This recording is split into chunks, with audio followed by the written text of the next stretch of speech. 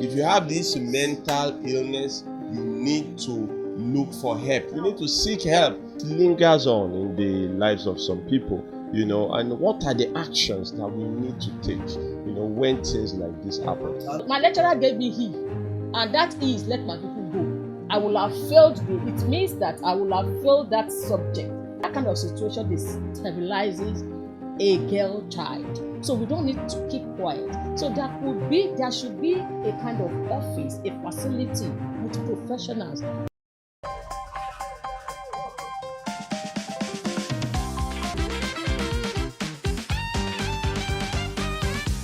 Dysfunctional families give birth to dysfunctional societies.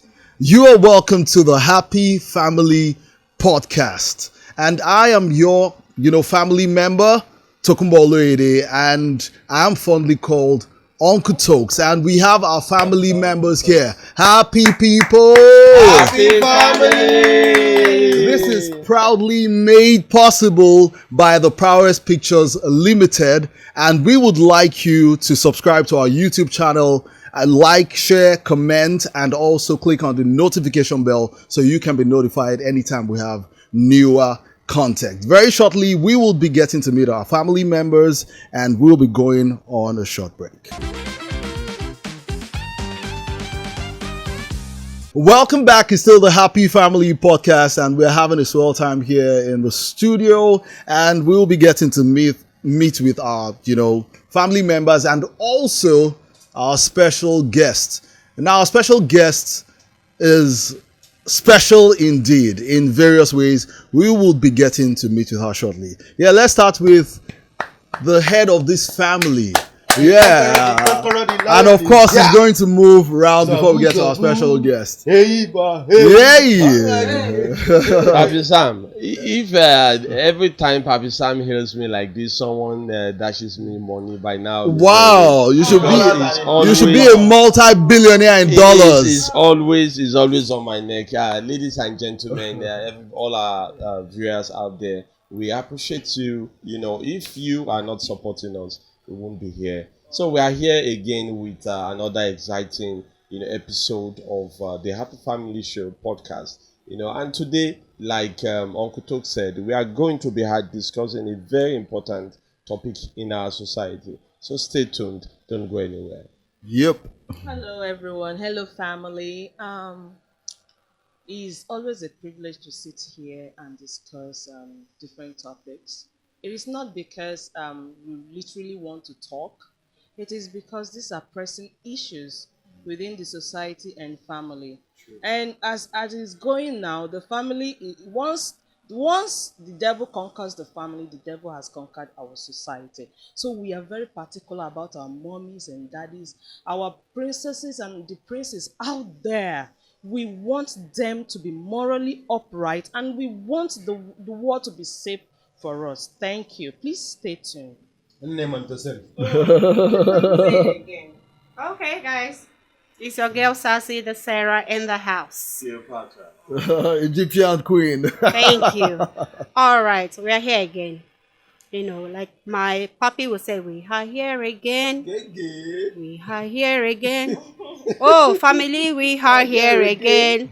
Come and watch us through YouTube. Oh, YouTube is wonderful. Now, guys, we are here again to talk about what the society needs to hear, what they need to know, what you need to know and how to go about it and how to prevent it from happening, So just sit back, relax. I know you're going to enjoy this episode.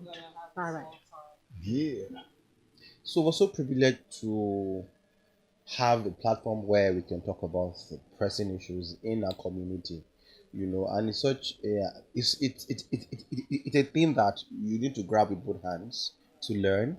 Join us, spread the news. Please don't keep it to yourself. I keep saying that. Share it abroad, spread it over the hills, over the mountains, in the abroad, everywhere. Please tell someone to tell someone that there's an Happy Family Podcast, and join us as we go into this discussion. I'm sure that your time will be well spent. I'm Papi Sam, a member of this family. Thank you so much, family members. And we will be introducing our special guest. Her name is Pastor Mrs. Esther Ekweme. She is the senior lead at Essential Skills Development Services and Haven of Peace Academy Limited.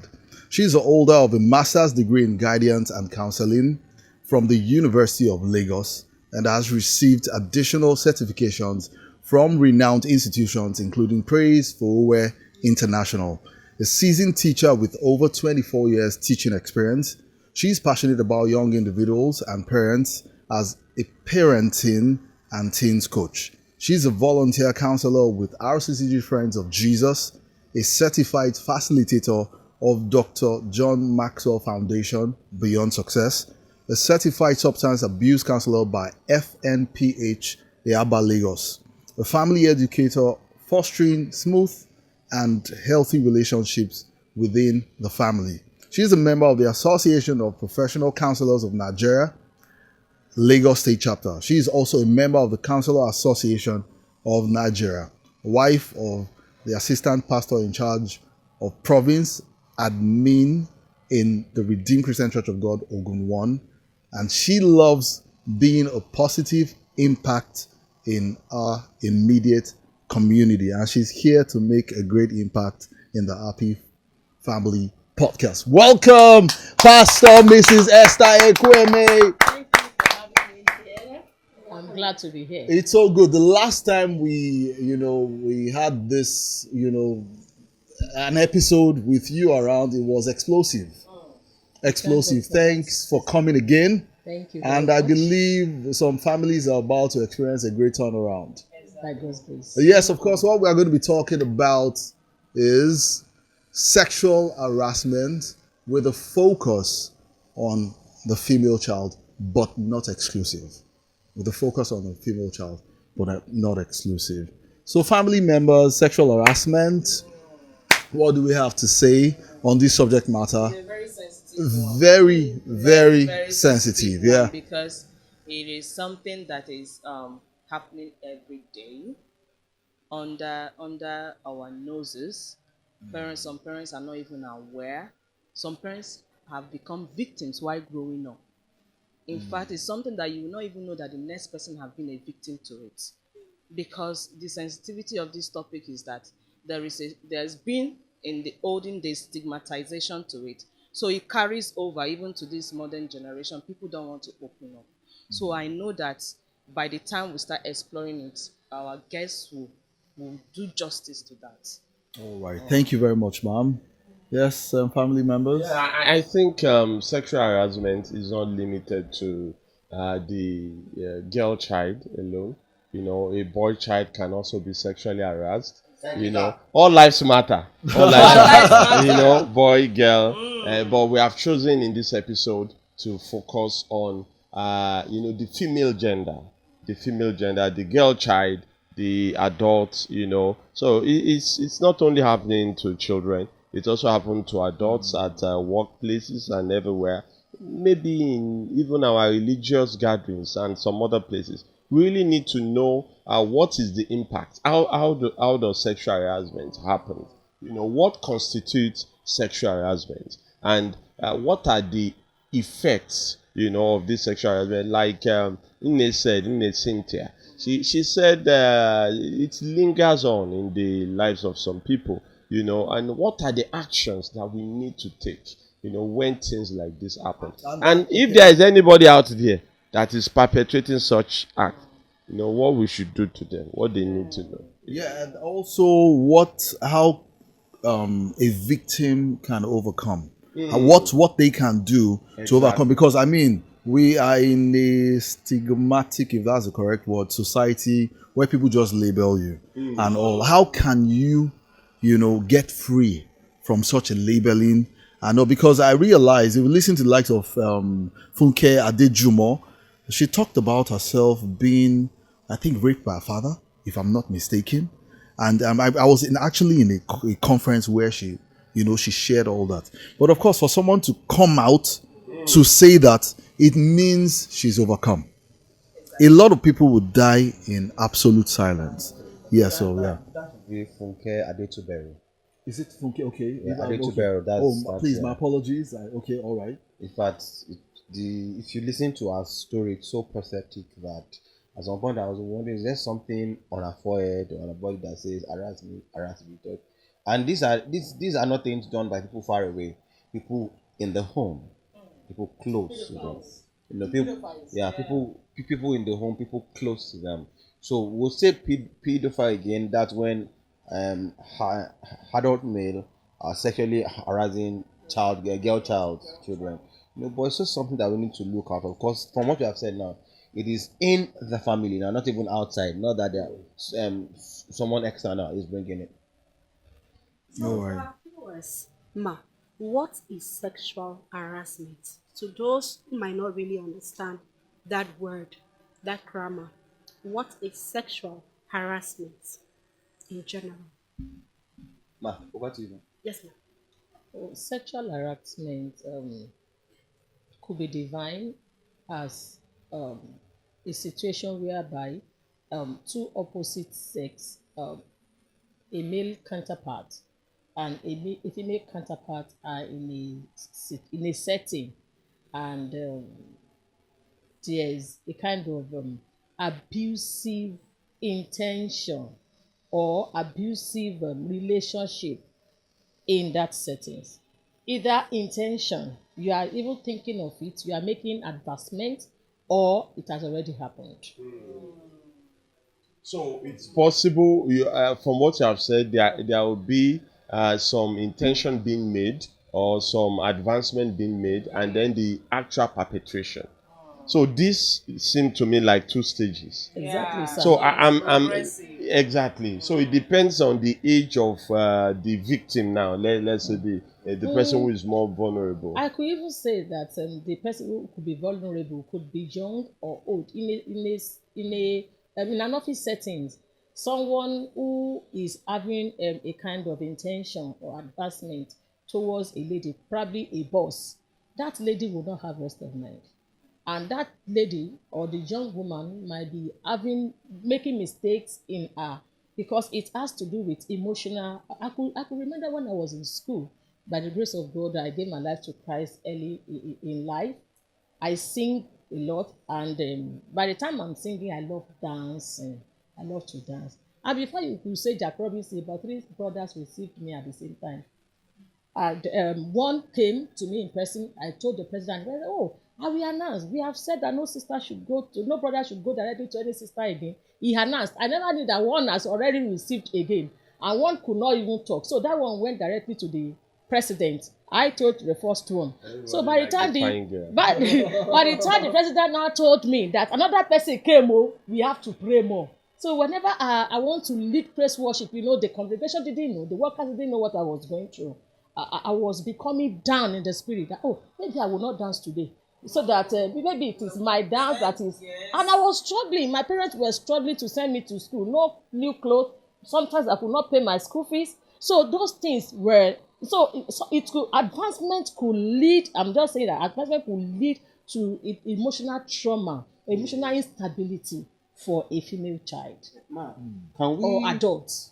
Can we say that sexual harassment is demanding sex unjustly from someone? Because I feel there will be a demand and there will be a refusal. Then using power, the power you have, or the authority to now get it by force. When you talk about corporate settings now, because they will now put a condition there. If you do not agree, you now get sacked. So unlawful demand, it's not consensual. And can we say, Sam, is it like differentiating between sexual harassment and rape? It's like, because you said it's not. Rape is forced. It's a force. You have to force yourself into that person. As in, box the person one corner. I must have you today. That's rape. And then you have your way with the person and you go. There's a way sexual harassment grows, if I'm right. So it starts with the subtle comments, the looks. That is what I'm saying. The subtle. See, yes, you are looking fine today. And see this one, see that one. It starts from there. And touch, subtle things before the actual demand. Like if I'm your boss or I'm your superior, if I'm not getting it, then that will happen. And I'm your lecturer. So there's a way it grows from those things into that that point exactly. But then there are all forms of sexual harassment. You know, This that's So question. let's take it step by step. Let's look at it from the girl child. Then we go into that adult young woman out Okay. there, facing this Let's kind look of at the school situation. setting, for example. In a school, because I know I was once a student. In the school where I was, there was this particular male teacher that just liked little girls. You know, he will walk up to you. I was very stubborn, like very stubborn. I was, should I say, I know they expelled me once in one school like that because I was extremely stubborn. Like, I mingle with boys a lot. I was more of a, they will call me tomboy because I play football, I play basketball. I mingle, I was an athlete. I run. All the when they have inter hospital, I was number one. They will pick me as number one because they know I'll win. Do you get so? But there was this male teacher I noticed. He would just walk up to girls and how are you? And he would rub the girls back, and the girls were like, me, I remember I told one of my friends that if he tried to me, I'll beat him up. He's like, hey, you. I'm like, yes. Like, he will go up to the girls and start rubbing their backs and talking to them. Most of the times, you see them in one corner and all that. And the girls will like, no. Some of them come to us and talk to us about it. I'm like, why are you condoning it and everything? So, at the end of the day, most of those girls, he have his way with them and all that. So, in that scenario, I don't know. Like you say, counselors in school, we don't have. Do we even know what counselors was in those days? Do we even have one? Those girls, most of the time, they will come to the class, they will feel down. Is it a secondary school or Yes, institution? yes, no, secondary school. So they will feel. You will notice that most of them are just down, and when the man passes from the window, you will look at it. Bimba, Bimba will do it. Do you get? So that means he's already having his way with those. That is in what we are that talking about, advancement. manipulating the girls and all that. Manipulating the girl already. So and it became so disgusting that I'm like, what's wrong with you? Why say something? Me, I can't talk on your behalf because I don't want somebody to corner me on the road and yes. So I want to ask like that in that situation, could we have gone to the school that we need to because we didn't do anything? We couldn't do anything. So what is the advice now that when you find yourself as a female child, you find yourself in that situation, what should you do? Who should you talk to? Because every teacher then you go to staff room, they are gisting away their lives. They are talking, nobody's paying attention to any students or whatever. And you are just on your own and all that. So I don't know what should in case I know it's happening now. Yes. But just in More. case they find their way, More. what should they do? What should the girl children do at that point in time? Because I don't know if they have counselors now in school. Thank you very much. Apart from school, our communities, we should have safeguarding officers. And we don't need to wait for the whole world to come and create it for us.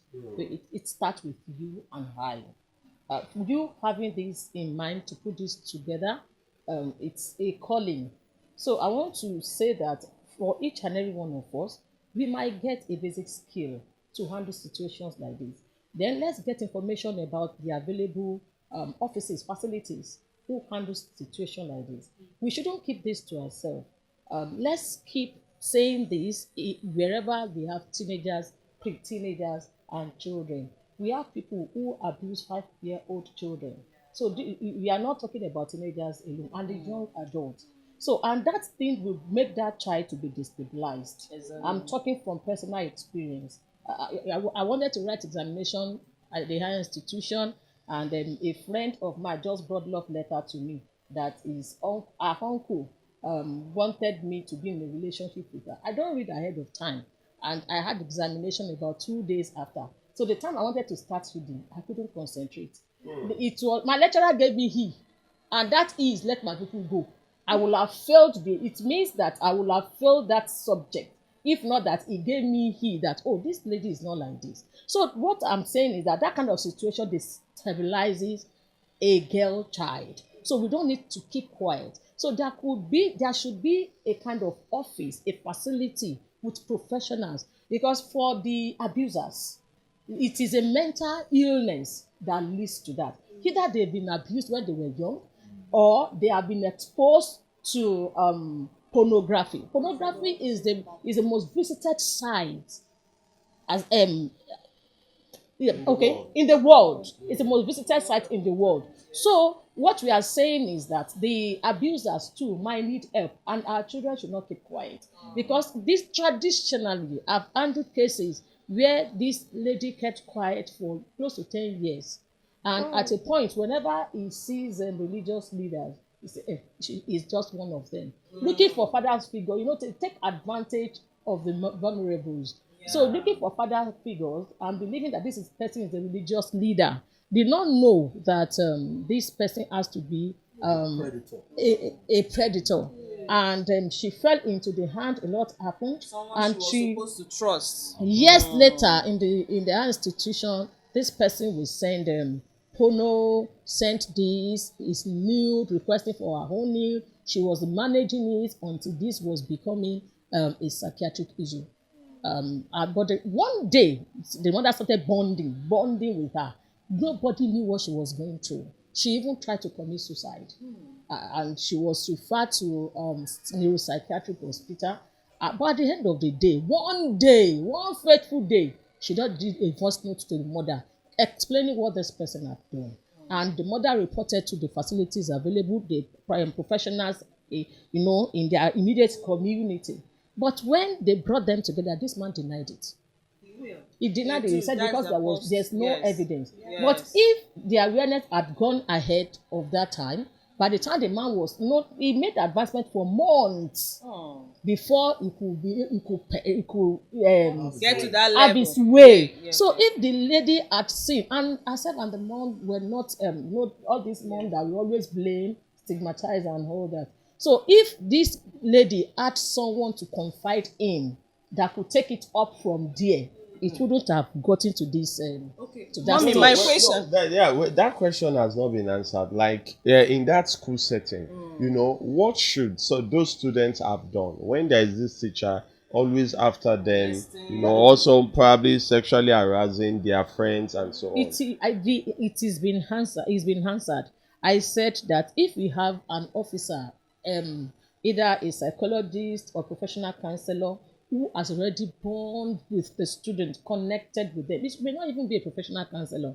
It could be a mentor. And I will implore the parents out there, they should get mentor, godly mentor for their children in school. Someone that has godly value. So if this child or guardian, guardian. So if you have, if such students have people like that, they will have gone to them and open up to them something, and it's everybody's job, because some of the teachers that she said that they were just brothers So keeper. they can't just walk up to the school authority and say, "Our uncle is doing this and that." If they don't know what to do, if they are ignorant of the tactics of the predators, they might blame the child and they might stigmatize. We've seen cases like that they went to the public, they went to the general staff room and they announced, and the child became An object of ridicule. Yes. So a professional or someone who is so passionate. It happened, I work in a place that this young man, we always go to the class after break and be touching. We could have penetrative and non-penetrative sex. Some men can reach orgasm not penetrating.